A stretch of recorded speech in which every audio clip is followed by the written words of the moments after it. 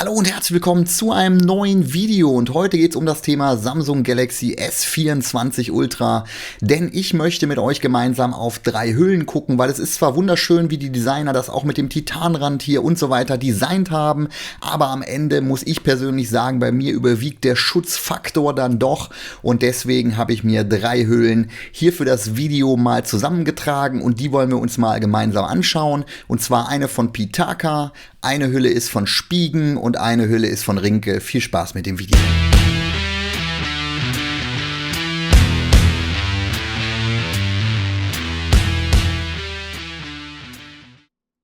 So, bevor wir loslegen, noch ein kleiner Exkurs, was vielleicht nicht jeder weiß, deswegen sage ich es an der Stelle nochmal.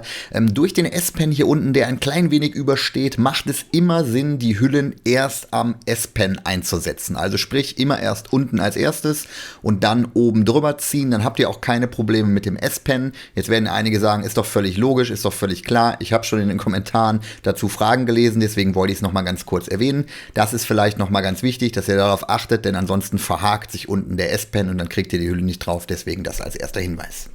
Jetzt zur Pitaka-Hülle habe ich tatsächlich schon ein separates Video gemacht. Das ist ja hier das Mag-Ease oder Mag-Ace, Mag-Ease, ich weiß es nicht, Case 4, sprich die neueste Version von dieser Carbon-Hülle. Die ist wirklich ultra leicht und trotzdem sehr, sehr verwindungssteif. Also man muss wirklich sagen, die leichteste Hülle hier im Test, definitiv auch die teuerste. Das will ich an der Stelle gar nicht verwehren, diese Information. Was wir auch noch haben auf der Rückseite, das liegt nicht plan auf, denn durch diese Kameraabdeckung ist zwar ein Schutz gegeben, aber die Hülle liegt halt nicht plan auf und zwar am wenigsten plan auf von allen 3 Hüllen im Test.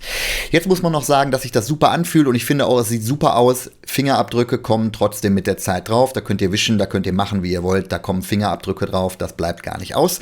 Für mich ein ganz wichtiges Kriterium, sicherlich nicht für alle wichtig. Unten die Aussparung lässt auch sehr dicke Stecker zu. Das ist für mich persönlich nochmal ganz wichtig. Hier ist natürlich auch ein MagSafe-Ring verbaut. Folglich können wir natürlich auch jegliches MagSafe-Zubehör verwenden, wie zum Beispiel hier diesen Ring, ich weiß gar nicht, wie nennt sich das, ich benutze das eigentlich nicht, deswegen das nur als Beispiel hier. Die Magnetkraft zwischen Ring und Hülle ist hier, ich würde mal sagen, im mittleren Bereich. Ich sage euch gleich noch, welche Hülle stärkeren Magnet hat und welche weniger starken, weil das ist tatsächlich durchaus unterschiedlich, beziehungsweise hängt das natürlich von dem Metallring ab, der da in der Größe sich durchaus unterscheidet zwischen den Hüllen. Jetzt muss man sagen, diese Hülle ist optisch natürlich sehr ansprechend, zumindest finde ich das. Vom Schutzgrad her ist sie aber die Hülle mit dem wenigsten Schutz unter diesen 3 Testvergleichen. Kandidaten, muss man sagen. Denn an der Seite bleibt der Carbonrand, nicht der Carbonrand, sondern der Titanrand durchaus zu sehen. Der Überhang hier oben ist nicht sonderlich dick. Ansonsten muss man allerdings sagen, dass dieses Carbonmaterial oder Aramid, sage ich jetzt mal, dass das schon sehr gut schützt. Also wo die Hülle drüber geht, da ist es auch gut geschützt, fühlt sich gut an, ist top verarbeitet, wirklich absolut top, aber kostet eben auch eine Stange Geld, über 70 Euro, zumindest zum aktuellen Stand, kann noch mal günstiger werden, ist dafür aber auch wirklich super, super verarbeitet und sieht aus meiner Sicht wirklich hervorragend aus. Unser nächster Kandidat kommt mit dem längsten Namen daher. Die Spigen Ultra Hybrid Metal Ring Mag Fit 01. Ich kann es kaum aussprechen. Ich hoffe, ich habe alles richtig gesagt. Das ist aus meiner Sicht die optisch auffälligste Hülle und auch die dickste und schwerste Hülle, die wir hier im Vergleich haben. Sprich, die ist sehr, sehr wenig flexibel, bietet aber dafür einen kompletten Rand, unten eine Aussparung, die nicht ganz so groß ist wie gerade bei der Pitaka, hat eine plane Rückseite, sprich, wenn ihr die Hülle auf den Tisch legt, dann wippelt und kippelt nichts. Die Tasten sind an der rechten Seite, habe ich euch gerade eben schon gezeigt, auch geschützt. Auch ansonsten der Rand geht komplett bis hoch.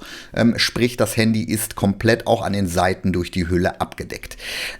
Aus meiner Sicht ist das die voluminöseste Hülle, also auch vom Anfassen her und so weiter und so fort. Von der Optik her finde ich es wirklich sehr ansprechend, muss ich ganz ehrlich sagen. Ich mag diesen Stil, dass man sozusagen ins Handy guckt. Und was wir hier haben, ist, die Kameraabdeckung ist nicht mehr ausgewölbt, so wie das bei der Pitaka war, aber dafür haben wir hinten einen leichten Überhang. Das ist natürlich ein Vorteil, weil dadurch das Handy trotzdem plan aufliegt und gleichzeitig auch geschützt ist.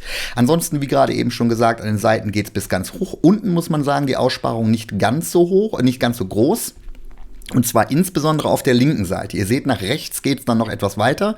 Im linken Bereich wird es etwas knapp, gerade für größere Stecker, zum Beispiel für Adapter oder sowas in der Art, funktioniert das dann hier nicht. Da müsst ihr die Hülle dann abnehmen. Der Überhang ist etwas größer als bei der Pitaka, somit etwas mehr Schutz auch für das Display, sofern es auf das Display fällt.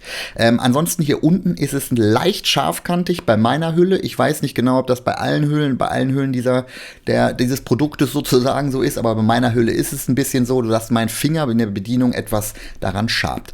Ansonsten muss man sagen, dass der Magnet oder die Magnetverbindung, die wir haben, hier die stärkste ist. Also sprich, der Metallring dürfte der größte sein, so zumindest meine Theorie. Und insofern könnt ihr hier wahrscheinlich mit dem größten Magneteffekt rechnen. Die Hülle liegt im mittleren Segment, also das heißt knapp über 30 Euro. Und da muss ich persönlich sagen, ich finde es absolut fair. Sie fühlt sich gut an, ist aber etwas voluminöser. Und damit sind wir bei der dritten Hülle angekommen, die Ringke Onyx Magnetic. Und das ist die günstigste Hülle im Test, auch mit MagSafe Ring, ist denke ich klar. An den Seiten auch ausgeführt, vom Gewicht her in der Mitte, also zwischen der Pitaka und der Spigen. Von der Flexibilität her die flexibelste Hülle, die wir hier im Test haben. Das bedeutet auch, ihr bekommt das Handy logischerweise am leichtesten hinein. Das Material ist so ein bisschen leicht rau ausgeführt, sodass es nicht in der Hand rutscht. Das ist auch funktioniert ganz gut.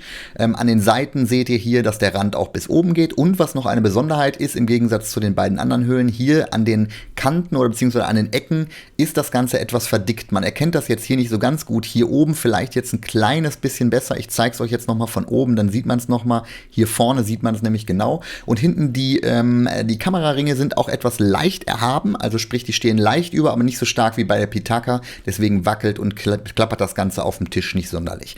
Zum Reinpacken ist das Ganze hier die einfachste Hülle, denn sie ist halt eben, wie gesagt, flexibel.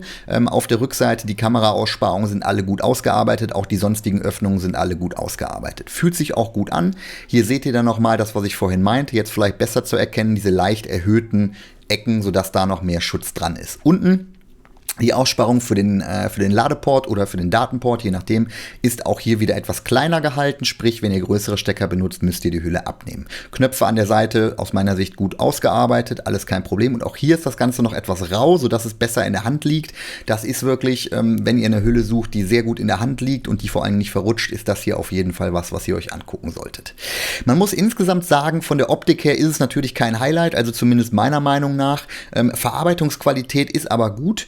Und auch der Schutzgrad, hier vorne seht ihr das. Hier ist der größte Überhang auf der Vorderseite im Vergleich zu den beiden anderen Hüllen, also sprich der größtmögliche Schutz für euer Display. Der Magnet ist im mittleren Bereich, also quasi etwas stärker als bei der Pitaka, etwas weniger stark als bei der Spigen. Insgesamt, wie gesagt, optisch kein Highlight, aber für 14 Euro auf jeden Fall ein absoluter Preisknaller. Wenn ihr nach dem Preis geht, guckt euch das Ding mal an. So, jetzt sind wir in aller Kürze mal durch alle drei Hüllen geflogen. Ich hoffe, es konnte euch so ein bisschen meine Eindrücke zu den Hüllen schildern. Falls ihr noch weitere Fragen habt, schreibt es mir gerne in die Kommentare. Jetzt bleibt natürlich noch die Frage offen, welches ist denn jetzt meine persönliche Favoritenhülle? Und das ist aktuell tatsächlich die Spigen. Sie ist zwar etwas dicker, gefällt mir optisch aber gut, hat vor allen Dingen einen wirklich richtig guten Magneten und liegt plan auf. Das ist aktuell mein Favorit und mein Daily Driver. Liegt aber auch ein bisschen daran, dass ich mich tatsächlich an Pitaka etwas satt gesehen habe. Das wird sich wahrscheinlich jetzt relativ zügig auch wieder ändern, weil am Ende das leichte Gewicht mich doch überzeugen wird. Das weiß ich schon, weil dieses etwas klobigere von der Spigen, da muss ich sagen, das gefällt mir jetzt gerade noch, finde ich es okay. Auf Dauer werde ich es wahrscheinlich nicht nehmen können und vor allen Dingen auch muss ich bei der Pitaka halt eben unten nicht die Hülle abmachen, wenn ich den Port benutzen will. Die billigste Hülle ist auf jeden Fall auch eine Empfehlung. Für 14 Euro ist das Ding aus meiner Sicht sogar der absolute Preis-Leistungssieger. Wenn ihr da eine günstige Hülle mit dem besten Preis-Leistungs-Verhältnis sucht, dann guckt nach der Ringke, die ist wirklich richtig, richtig gut auch, aber natürlich optisch nicht ganz so ansprechend. Ich bedanke mich bei euch fürs Zusehen und sage am Ende wie immer, Alexa, Kamera aus. Okay.